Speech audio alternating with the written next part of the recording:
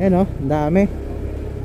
Sa mga estudyante dyan, ano, kapag pinapaaral kayo ng magulang nyo, mag-aral kayo. Kasi ang hirap-hirap kaya kumita ng pera.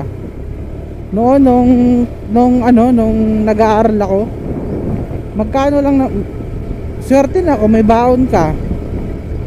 Kung mabigyan ka ng baon, edi swerte mo. Kung wala, edi wala. Pisong nang hirap ibigay eh. Naglalakad lang kami ng pagkalayo-layo. Ngayon, ibang klase ng mga estudyante ngayon. Di motor na. Di mo pa mabigyan ng baon, galit pa. 'Di ba?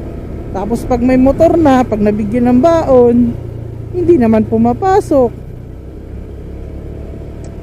Tapos mga magulang umaasa, gagraduate ang anak, hindi pala. Diba? Kaya sa mga kabataan dyan na nagpaparbol, nako, nag-isip-isip kayo guys. Maraming mga kabataan na gusto makapag-aral, ngunit hindi sila mapag-aral ng kanilang mga magulang. Kaya kayo na ng mga nag-aaral, pinapaaral kayo, magsikap kayo.